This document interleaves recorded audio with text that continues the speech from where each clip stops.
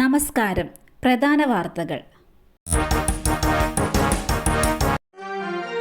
KSRTCയിൽ പണിമുടക്ക് തുടങ്ങി. ഡയസ്നോൺ പ്രഖ്യാപിച്ച് സർക്കാർ. വിവിധ ആവശ്യങ്ങൾ ഉന്നയിച്ചാണ് INTUC യൂണിയനുകളുടെ കൂട്ടായ്മയായ ട്രാൻസ്പോർട്ട് ഡെമോക്രാറ്റിക് ഫെഡറേഷൻ പണിമുടക്ക് നടത്തുന്നത്. ഇന്നലെ അർദ്ധരാത്രി മുതൽ ഇന്ന് അർദ്ധരാത്രി വരെയാണ് പണിമുടക്ക്. 12 പ്രധാന ആവശ്യങ്ങൾ ഉന്നയിച്ചാണ് സമരം. എല്ലാ മാസവും 5-ന് മുമ്പ് നൽകുമെന്ന് മുഖ്യമന്ത്രിയും ഗതാഗത മന്ത്രിയും പ്രഖ്യാപിച്ചെങ്കിലും ഇപ്പോഴും ശമ്പളം നൽകുന്നത് മാസം പകുതിയോടെയാണ്. ഇതാണ് സമരത്തിന്റെ പ്രധാന കാരണം. മുകേഷ് MLAക്ക് എതിരായ കുറ്റപത്രം മടക്കി കോടതി. തീയതിയിലുണ്ടായ പിഴവിനെ തുടർന്നാണ് കോടതി നടപടി. പിഴവ് തിരുത്തി നൽകാൻ നിർദ്ദേശം നൽകിയാണ് Ernakulam first class judicial magistrate കോടതി കുറ്റപത്രം മടക്കിയത്. ആലുവ സ്വദേശിയായ നടിയുടെ പരാതിയിലാണ് കുറ്റപത്രം സമർപ്പിച്ചിരിക്കുന്നത്.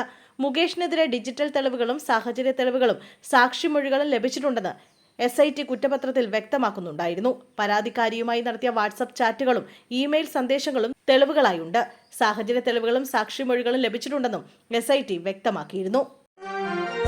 ക്ഷേത്രോത്സവത്തിനിടെ ഷോക്കേറ്റ് യുവാവിന് ദാരുണാന്ത്യം. ലൈറ്റ് ആൻഡ് സൗണ്ട് ഉടമ രാമനാണ് ഷോക്കേറ്റാൻ മരിച്ചത്.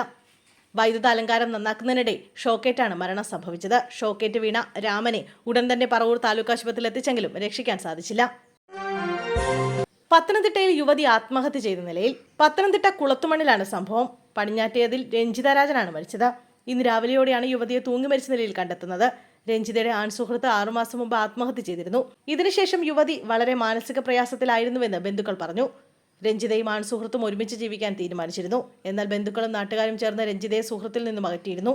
ഇതോടെയാണ് ആൺസുഹൃത്ത് ആത്മഹത്യ ചെയ്തത്. പിൻവാതിൽ നിയമനം. അജിത് കുമാറിന് തിരിച്ചടി. അജിത് കുമാറിനെ നീക്കി. ഇൻസ്പെക്ടർ റാങ്കിൽ ബോഡി ബിൽഡിംഗ് താരങ്ങളെ നിയമിക്കുന്നത് വിവാദമായതിനു പിന്നാലെ ADGP MR അജിത് കുമാറിനെ നീക്കി. അജിത് കുമാറിന് പകരം ADGP S ശ്രീജിത്തിനാണ് പുതിയ ചുമതല. അതേസമയം ബോഡി ബിൽഡിംഗ് താരങ്ങൾക്ക് പുറമെ വോളിബോൾ താരത്തിനും പോലീസിൽ പിൻവാതിൽ നിയമനത്തിന് നീക്കം നടന്നതായി റിപ്പോർട്ടുണ്ട്. കണ്ണൂർ സ്വദേശിയെ സിവിൽ പോലീസ് ഉദ്യോഗസ്ഥനാക്കാനായിരുന്നു സമ്മർദ്ദം. തയ്യാറാകാതിരുന്ന അജിത് കുമാർ ചുമതല മാറ്റാൻ ആവശ്യപ്പെട്ടിരുന്നു. പിൻവാതിൽ നിയമനങ്ങളെ ചൊല്ലി പോലീസ് തലപ്പത്ത് തർക്കം തുടരുകയാണ്.